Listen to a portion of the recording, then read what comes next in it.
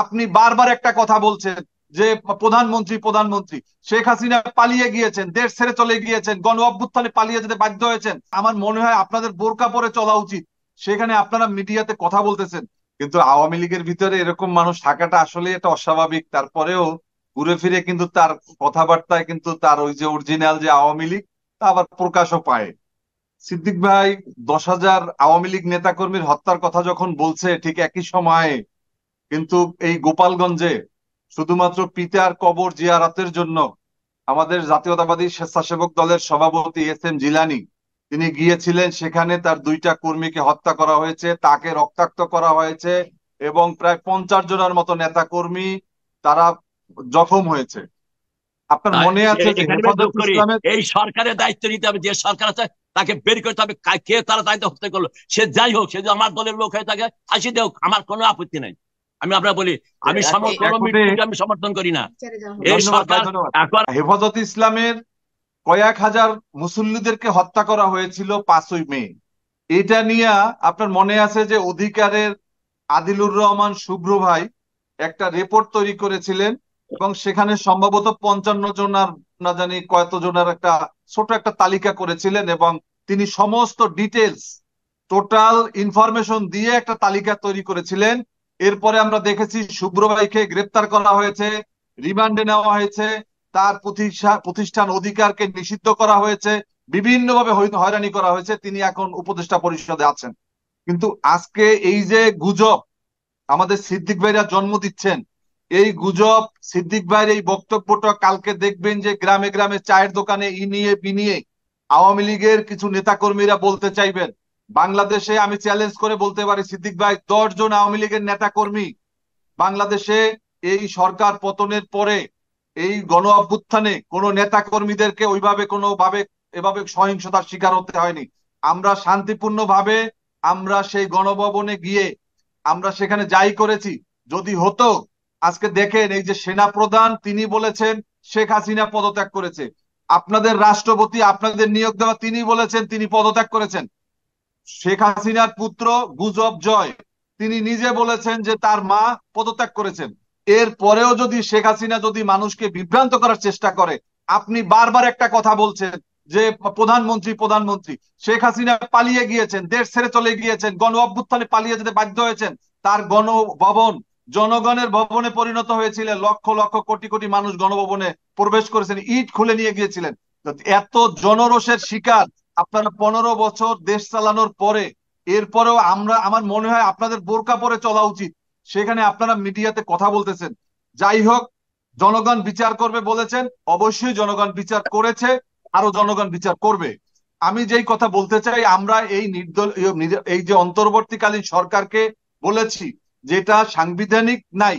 সাংবিধানিক তো অনেক কিছুই থাকে না। মুক্তিযুদ্ধের পরে তো সংবিধান রচনা করা হয়েছে 73 সালে, এটা আমাদের একজন প্রশ্নকর্তা বলেছেন। ঠিক একইভাবে আমি বর্তমান এই অন্তর্বর্তীকালীন সরকারকে বলতে চাই, অতি দ্রুত আপনাদের কয়েকটা কাজ করতে হবে।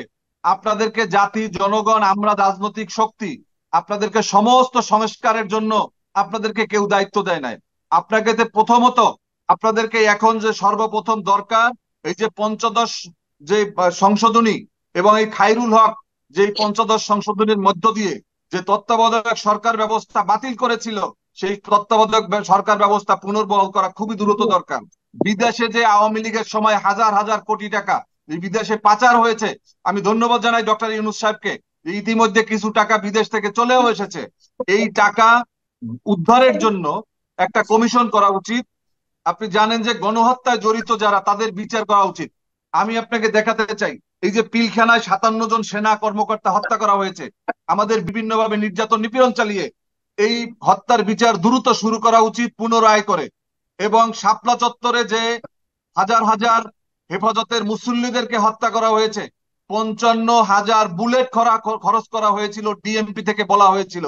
এই হত্যার পুনরায় বিচার হওয়া উচিত এবং এর দায়ে এদেশের জনগণ বিশ্বাস করে, এদেশের প্রত্যেকটা মানুষ বিশ্বাস করে এই গণহত্যার সাথে সরাসরি ভাবে শেখ হাসিনা জড়িত, শেখ হাসিনার এমপি মন্ত্রী সহ নেতারা জড়িত এবং তাদের এই গণহত্যার দায়ে তাদের ফাঁসি হবে।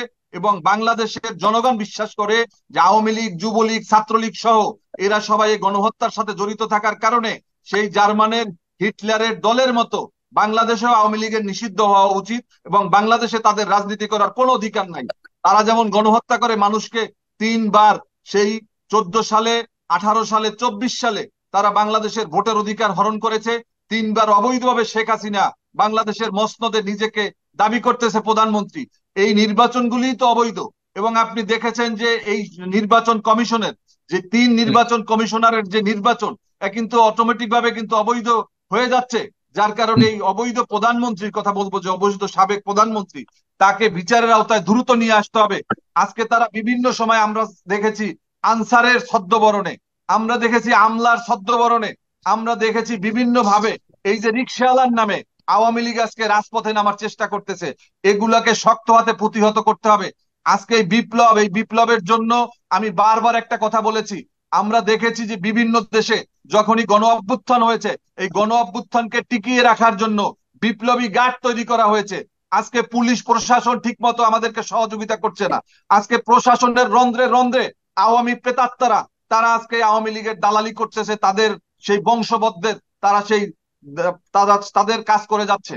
এখনো বিভিন্ন জায়গাতে আমরা যেখানেই যাই সেখানে দেখি কাজ করতে বাধা, কোথাও সেই। এই জন্য প্রত্যেকটা সেক্টর থেকে আওয়ামী লেসপেন্সারদেরকে চিহ্নিত করে এই 17 বছরে তাদের যে বটবৃক্ষ, এই বটবৃক্ষ যদি উপড়ে ফেলা না যায়, তাহলে এই যে অন্তর্বর্তীকালীন সরকারকে প্রশ্নবিদ্ধ করার যে প্রতিযোগিতা চলছে, এই প্রতিযোগিতা থামবে না। পরিশেষে আমি আরেকটা কথা বলে শেষ করব। আজকে পার্শ্ববর্তী দেশ ভারত, তারা আজকে বিভিন্ন ধরনের হুমকি ধমকি, বিভিন্ন ভাবে তারা বাংলাদেশকে একটা অকার্যকর ব্যর্থ রাষ্ট্রে পরিণত করার জন্য তারা বিভিন্ন চেষ্টা চালাচ্ছে। তারা আজকে ডক্টর ইউনূসের এই সরকারকে প্রশ্নবিদ্ধ করার চেষ্টা করতেছে। আজকে আমরা দেখেছি ডক্টর ইউনূস সাহেবেরও সমস্যা আছে। তিনি আজকে ছাত্রদেরকে এত বেশি অতি মূল্যায়িত করতেছেন, যার কারণে ছাত্ররাও এমন এমন সব কথা বলার চেষ্টা করছেন। এটাকেও কিন্তু মাথায় রাখতে হবে। যার কারণে আমি বলতে চাই যে সতর্কতার সাথে, স্পষ্ট কথা, সতর্কতার সাথে পা ফেলতে হবে।